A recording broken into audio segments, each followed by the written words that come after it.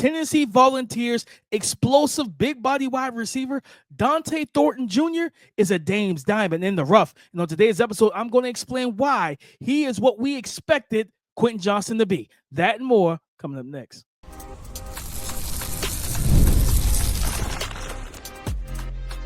You are Locked On NFL Draft, your daily podcast covering the NFL Draft. Part of the Locked On Podcast Network, your team every day. Welcome back to the Locked On NFL Draft Podcast, your daily podcast covering your favorite draft prospects, part of the Locked On Podcast Network, your team every day. I'm your boy, Damian Parson. I'm an offensive draft analyst over with Bleacher Report. And as always, thank you for making Locked On NFL Draft your first listen today and every day. Shout out for being our everydayers, guys. We have a fun show. It's Diamonds time ahead of the 2025 NFL Draft. It's an oldie, but a goodie, and I brought it back. Dont'e Thornton Jr.'s big-time potential as an NFL outside wide receiver. Oregon star running back Jordan James is a potential starter, probably late day 2, early day 3 for your favorite NFL team. And John Pius is a late round DPR that you need to know about. But before we can get into all of that, guys, this episode is brought to you by Monarch Money. Take control of your finances with Monarch Money. Use the code LOCKEDONNFL at monarchmoney.com for 50% off your first year. Dont'e Thornton Jr., 6'5", 205 pounds, 32 1/8 on the arm, 9 5/8 on the hand. He is what we thought we were going to get coming into that draft. Was it 2023, I believe, 2022, 2023, with Jordan Addison and Quentin Johnson. We thought Quentin Johnson was going to look like Dont'e Thornton, right? You see him on tape. You see him at TCU. He was a big body guy, right? But he came in at what, like 6'2"? Maybe 6'3". Dont'e Thornton is a legit 6'5", 205, almost 210 pounds. And with the speed we thought we were going to get from Quentin Johnson, that's what Dont'e Thornton Jr. out of Tennessee brings to the table. This young man is explosive. He is dynamic. He's a long strider. He takes the top off the defense with ease. And when I look at his ability, right, now let's real quick, let's talk about it here. Tennessee's offense is gimmicky. It's not an NFL offense. It does not prepare you for the league. You don't see a lot of press coverage. You're in alignments that isn't really translatable to the NFL. So those are some of the knocks already on him. And that offense doesn't run a robust route tree. He runs about 3 or 4 routes, right? You get the deep post, you get might get a slant, you get a deep over, you get a go ball. So he runs like 3 to 4, 3, maybe 5 routes total. And when I look at the potential for him, I gave him a high 4th round grade, top of day 3. I think when you talk about 6'5", 205 pounds, running 4.3 flat with a 1.51 10-yard split and a 10.6 broad, yes, at 6'5", 100%. We are talking about a guy that teams are willing to bet on later on in the draft, right? His wingspan is a 79 even. A 79-inch wingspan at 6'5", this guy can get it done. He's strong. He's physical. Now, one thing that's true, if you don't block, you don't get the rock. Dont'e Thornton Jr. out of Tennessee, oh, yeah, he's going to hunt down that defensive back. This is a guy that wants to block on the perimeter. It's like he welcomes it. He wants to be physical. He loves it. Like you see him latch on, run his feet, extend his arms, and seal defensive backs at the second level, right? Out in space on the perimeter. And as a running back, you love that because you know that, hey, if I bounce this outside or if this is an outside zone, this is a guy who's going to turn his back, kind of torque and turn, get his back to the play and wall off. And not just wall off, but probably take that guy for a little bit of a journey towards the sideline and block that corner. Or he'll go out and pick off a safety. And I honestly believe this is a guy that if it's kind of, they've gotten a little wee soft in the NFL. The crackback blocks that we once knew and loved growing up isn't the same. It's not hit with the same ferocity and volition. But at the same time, why not, right? Like, do I think he can do that too? 100%. Well, you got the tackle or the tight end and tackle pulling, and he comes down and cracks on a outside linebacker, right, and seals that. You can do that type of stuff with him. I think that's just in the run game. The passing game, ball skills are outstanding. He goes up and attacks it at the highest point. He plays with physicality at the catch point, good body control for the most part, as well as a tall, linear 6'5" guy. But what I really appreciate about his game is I think there's so much more upside for him. I believe Dont'e Thornton Jr. could develop. He's probably gonna come in as like your wide receiver 4 or 5, right? If you're lucky, he comes in like that. But if you have you think about the Carolina Panthers, right? Like they need speed, they need explosiveness. Now, is he the type of receiver I want to pair with Bryce? No, because Bryce isn't great at throwing the deep ball outside the numbers, like against like man-to-man coverage. Like that's not really his game. He's really good about getting the ball in the short to intermediate, crossing routes, stuff like that. Now, Dont'e Thornton can do that, but I just think about, you think teams that desperately need speed at the receiver position, the Dallas Cowboys, man, you got CeeDee Lamb. I don't care if you go and get Matthew Golden in round 1 or Ted McMillan in round 1. You think that's going to stop me from getting Dont'e Thornton Jr. round 4 or 5? No, it's not. I'm still doubling down and adding more receivers, because at the end of the day, if you're Jerry Jones, you want to sit here and talk about I'm all in, then give Dak the weapons to be all in with. I think Dont'e Thornton Jr. can come in as a role-specific guy with the athletic profile and the upside that you say to yourself, you know what? Get him with our wide receiver coach, right? He has a good wide receiver trainer in the offseason. By year 2 or 3, this guy is a legitimate starter potentially for your team. I think he has that type of upside.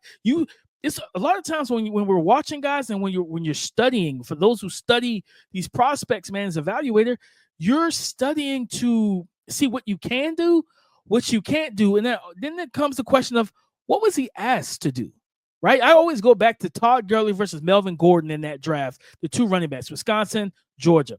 Melvin Gordon caught the ball more at Wisconsin because they threw the ball to him.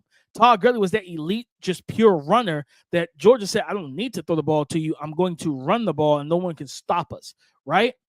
The narrative was Todd Gurley can't catch the ball. No, he wasn't asked to catch the ball. He gets to Sean McVay into the Los Angeles Rams, and now he's split out at the X. He's lined up in the slot. He's in 3-by-1 sets as the 3 and the trips look. He's running routes as a receiving threat, right? Like, this dude became an all-world weapon for the short time before his knee gave out on him, right? So at the end of the day, that's what I look at. It's not about not always what you can't do. You got to ask the question, can he do it?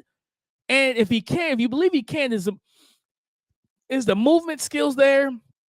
The athleticism there? Is all those things there? And if it's there, then the question is, why wasn't he asked? He just wasn't asked to do it. And I think that he can run more routes. Now, does he need to get a little bit crisper in those routes? Yes. You're talking about running a 12-yard dig in the middle of the field. He kind of rounds those, right? You want to see him kind of run with a lower hip level and pad level, to where now, even if you round it, it's not wasted movement. You're not tipping your hand and things of that nature. He sells the vertical well, but you have to be able to break with a little more smoothness. And I think he's just a little high upright route runner that if he gets coached up on the details, the technique, things of that nature, I think he can become a traditional X receiver, and not just a traditional X because he's 6'5", but then you get the traditional X that has 4.3 speed and the ability to outrun defensive backs. And if you miss in the contact window, if he beats you early, right? If he's even, he's leaving. All the cliches. If he wins early in the rep, you can go ahead. If there's not a safety over top, yeah, you can go ahead and can it. It's not helping. It's not going to work for you. Just some quick teams as I close out this topic on Dont'e Thornton Jr., the big body explosive weapon and receiver from the Tennessee Volunteers, 6'5", 205, and 4.3 speed. I think about teams and I look at the Baltimore Ravens, right? They need a big body X guy with speed, with body control, with ball skills to win the back shoulder fade. Lamar has not had that weapon to say, screw it, he's down there somewhere. You know, Joe Burrow has had both T. Higgins and Jamar Chase, right? We know what Pittsburgh has. George Pickens is that guy. Now they have DK Metcalf, right? At times, you know, the past couple of years, the Browns, right? The Browns have had Amari Cooper. You know what I mean? He has not had that guy. Like, at the end of the day, I think the Baltimore Ravens is a great fit for him, and because they want to run the ball and things of that nature. I look at the Baltimore Ravens, I think the Atlanta Falcons with Michael Penix and Drake London. I think the Pittsburgh Steelers Pittsburgh Steelers. The New England Patriots with Drake May. I think that's a really good spot for him. On early day 3. I think there's a couple teams. Another team, the Arizona Cardinals. Like Kyler Murray has always loved the deep ball to a big body receiver. Let's get some speed to pair with the all-world talent and the versatile talent that is Marvin Harrison Jr. But guys, coming up next, I'm talking about Oregon's star running back Jordan James. Is he a potential starter in the NFL? Yes, and I'm going to tell you why coming up next. This message is from our sponsor, Intuit TurboTax. Taxes was waiting and wondering and worrying if you were going to get any money back. And then waiting, wondering, and worrying some more. Now, Taxes is matching with a TurboTax expert who can do your taxes as soon as today. An expert who gives your taxes their undivided attention as they work on your return, while you get real-time updates on their progress so you can focus on your day. An expert who will find every deduction possible, file every form, every investment, everything with 100% accuracy. All so you can get the most money back, guaranteed. No waiting, no wondering, no worries. Now, this is what we call taxes. Get an expert now on TurboTax.com to do their taxes for you. Get an expert now on TurboTax.com. Jordan James out of Oregon is an underrated and almost forgotten running back. And it's easy to forget some of these guys. This is a loaded running back class. Keith and I have talked about it multiple times on this show. Yeah, it's a lot of guys in this class that you've kind of felt like, man, why are y'all entering such a loaded group, right? But when I look at the young man out of Nashville, Tennessee, 5'9.5", 205 pounds, 9.5-inch hands. He ran a 4.55 40-yard dash. He had a 9.9, broad jump with a 1.62 10-yard split. And when I look at the skill set of Jordan James out of Oregon, I see a bowling ball, compact, densely built, low center of gravity running back.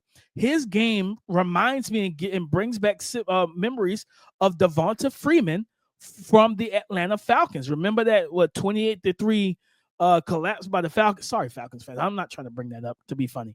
But go back to that Super Bowl. One of the reasons why they had that lead, man, Devonta Freeman was a problem.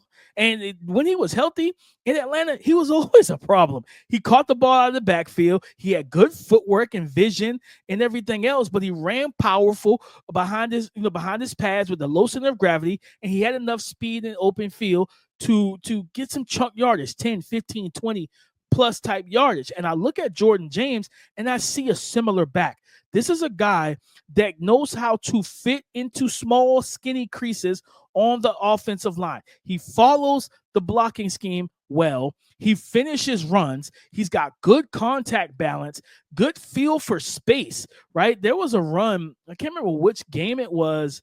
Might have been UCLA. I can't remember which game it was, but like he takes it's in the low red zone, takes the handoff, hits it full speed, right? And this is a guy that's a no-nonsense type of runner. And sometimes it gets him in a little bit of trouble. Like he can get a little ahead of the schedule with his blocks if you're talking about like pulling concepts and stuff like that. But when I love a hit on that run, he hit the hole, right? It was not a big hole. He hit the lane, but when he hit it, then you got the defender comes in, hits him on his left side. He spins off of that contact, keeps the legs churning, then dives forward. Like he works through congestion and piles of bodies well. He's got really good contact balance. And this is a guy, I think he's a potential starter in the league. And I think if you can get him to slow down a little bit, trust the blocking scheme, like on those pin pulls, those pulling concepts, things like that, where he doesn't outrun or just kind of speeds up his process, he slows it down. This is a guy I believe was a true junior. So he still had a whole nother year of eligibility. Now, typically, I'm all for running backs preserving their body, right? Not going back to school, taking more hits, things of that nature. But at the end of the day, man, when you look at what he did on the season, let me tell you the numbers that he did. First of all, he had 26 catches for 207 yards. So he gives you some ability and value in the passing game.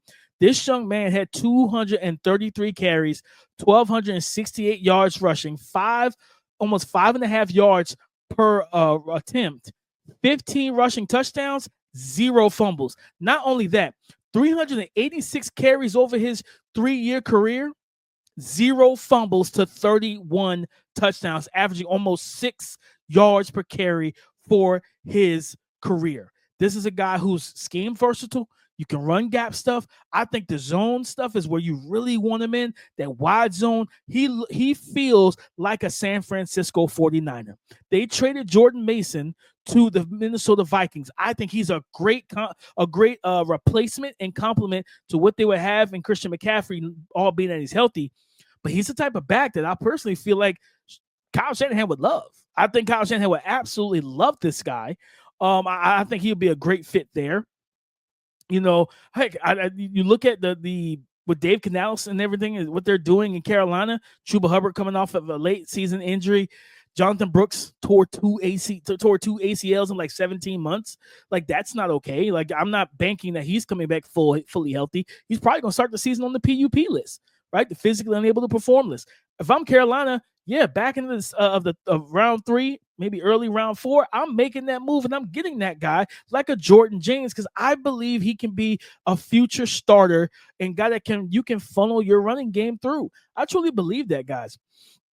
You look at him, like I said, the contact balance is there. I think his vision is good. He has a quick area shortness and suddenness that I love. Talking about hitting the hole, hitting the gap, hitting the lane, getting and running the alley, and then you have defenders diverging upon you, and then you get the jump cut, right? And you know how I've talked about the lack of explosiveness in the jump cut from Ashton Genty at times. Jordan James is one of those guys that he can press that A gap jump cut. Now he's outside the tackle, right? He can do that, and he does it on tape. I just think that this young man is a starter. I believe that he can get the job done. And like I said, for him, I think he projects as coming in as your RB3 if you got an established guy or two in front of him.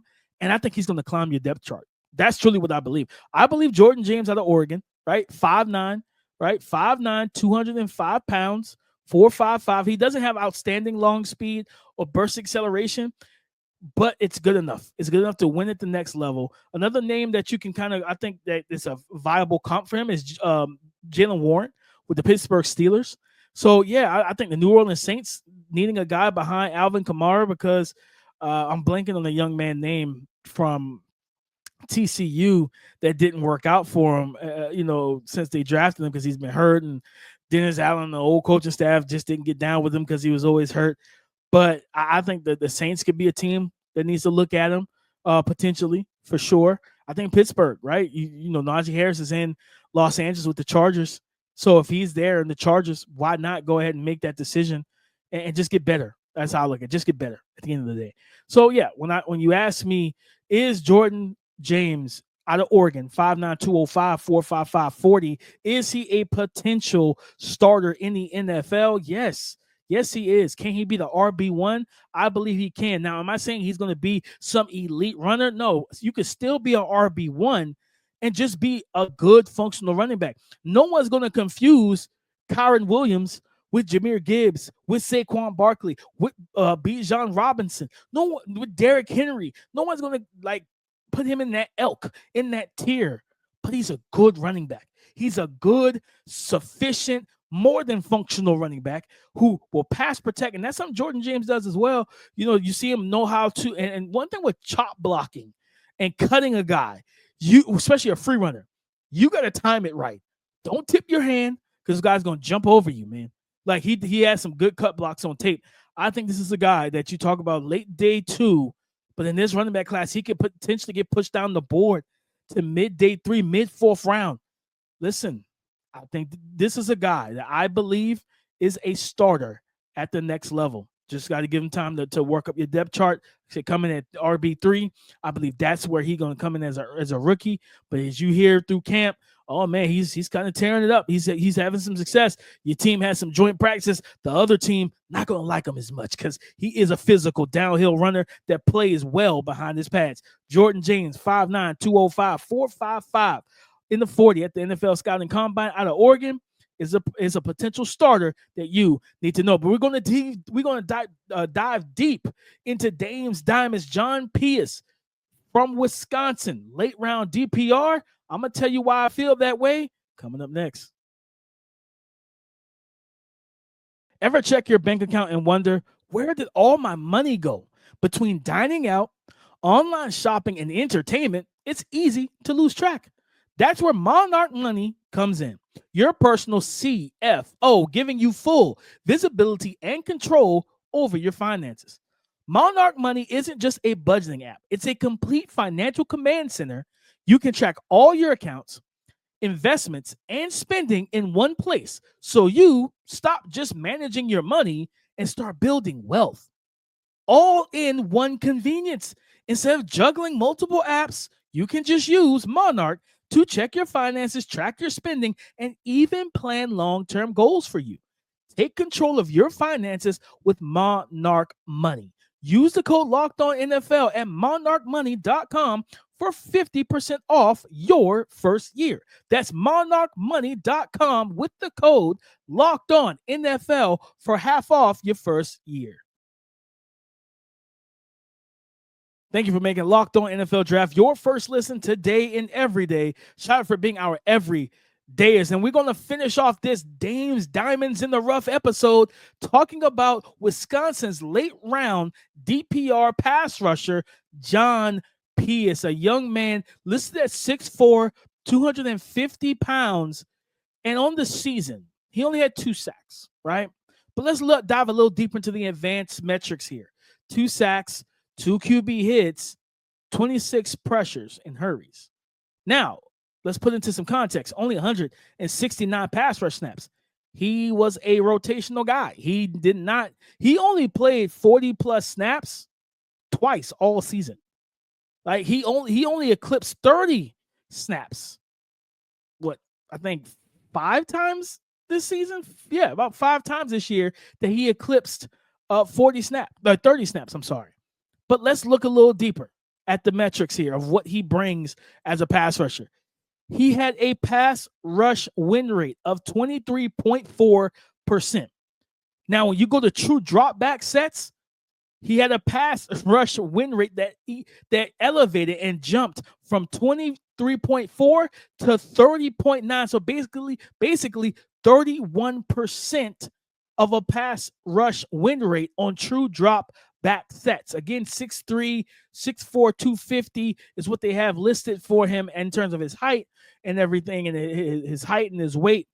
This is a guy that I remember watching him a little bit in the summer. He was transferring from a smaller school, from William and Mary, where at William and Mary, when he was a starter, guys, listen, before coming to Wisconsin, I know William and Mary, smaller school, I hear you. He had 22 in 2023, 22 hurries. In 2022, 34 hurries. He's got 3 career forced fumbles, but back-to-back seasons, 2022, 2023, at William & Mary, 14 sacks in 2022, 11 sacks in 2023, 11 combined QB hits in those years. This is a guy that knows how to get to the quarterback. Like, it's evident. He knows how. I think he's going to be a guy that comes in as a DPR, designated pass rusher, early in his career, especially being a late round gem, as I think that he can be, coming in late drafting him late rather, coming into camp and everything like that. He's working to secure that roster spot. He plays with a good motor from what I've seen on tape, but he's got good hands and good power. I believe I was watching the Oregon game where he had a pressure, almost a sack. Dylan Gabriel got the ball out at the very last minute, but he ran with his initial move with speed to power on the right tackle, got him on his heels, and then he kind of shed him with the rip move, and he was right there. If he shed him just a second, maybe a second and a half earlier, he would have sacked Dylan Gabriel. Teams that need to bolster their pass rush, if there's one saying that is true, if it's one part of the ideology that is factual, you can never have enough pass rushers. We talked about it, guys. The New York Giants, the reason why they defeated Tom Brady isn't Eli Manning. Shout out to Eli. It's the NASCAR package. You know what I mean? To be able to take the undefeated team that put up all the records and points and Randy Moss, and the only way you disrupt that is not just keeping a safety and a corner deep on Moss and stopping him from taking the top off the defense, but then it's not allowing Tom Brady time to pick you apart even underneath once he come off the high read. Being able to have multiple pass rushers is paramount in today's NFL. And I just look at it. I think this is a guy that kind of fits. If he's truly 250, could you get away with him probably as a base end? Potentially, maybe. But I think that he's going to be more of a odd front 3-4 defensive edge rusher. You know, and I think you think about the Rams. They have Byron Young. They have Jared Verse. And they have Kobe Turner and Braden Fisk. But let's say they wanted to get a little freaky with it. They want to get a little freaky with it, right? And then move Jared Verse inside, stand him up against the guard. You can bring John Pius off the bench and put him on the edge. You have Byron Young. Then you still keep Kobe Turner, or it depends if you want whoever's riding the hot hand at the interior defensive line spot, rushing the passer in that game. If it's Kobe. If it's not, Braden Fisk. Nonetheless, what do you get? You get a really good 4-man front that you can get to the quarterback with. Honestly, you think about the Atlanta Falcons as well, another team where Raheem Morris coming from, going in the second year, they need as much pass rush help as possible off the edge. Dear God, it's been a problem since John Abraham left. They need to figure it out. Vic Beasley didn't work. Bud Dupree didn't work. Nothing they've done has worked, and they really haven't prioritized it. So I think that they should go early in the draft, whether it's round 1 or early top of round 2, whenever they have their first day 2 pick, and then double down, on day 3 and getting another guy in the sixth round that can come in as a DPR, like my guy here, John Pius. I truly believe that he's going to be a nice DPR for somebody's defense if given the opportunity. I think that he has upside to be able to play on special teams and things like that. Matter of fact, I'm going to look here to see if he did any special team stuff. He has some experience, a little experience here in Wisconsin, but he did more on special teams in terms of punt return, different things like that. Field goal blocking, of course. Like he has a little bit of experience on special teams, so maybe he could come in as a guy to get to the punter and different things like that, right? He can give you some special teams value while you work him in defensively. Yes, I think John Pius. 6'4", 250, transfer from William & Mary to Wisconsin. I think this is a guy that you should know. I think this is a guy you should know. Jot his name down. If you hear his name called, just know your boy DP over here in the Locked On NFL Draft, he was a Dame's Diamond, and I told you first. But, guys, that's the show. Talk about, again, John Pius, late round designated pass rusher from Wisconsin. Jordan James, the best running back coming out of Oregon in this draft. Another talented running back. He has starter potential once he gets to your NFL team, and big time potential we're talking about with Dont'e Thornton Jr., the big 6'5", 200-plus pound wide receiver that runs a 4.3 out of Tennessee. But, guys, again, that's the show. Thank you for tapping in and making Locked On NFL Draft your first listen today and every day. Shout out for being our everydayers. Go subscribe and follow for free on YouTube. Wherever you listen to podcasts, you get the latest episode as soon as it is available. On tomorrow's show, I'll be breaking down my top 10 edge rushers for the 2025 NFL Draft. It's Abdul Carter and who else right behind him. We'll talk about that on tomorrow's show. So come and join the conversation again tomorrow on the Locked On Podcast Network, your team every day.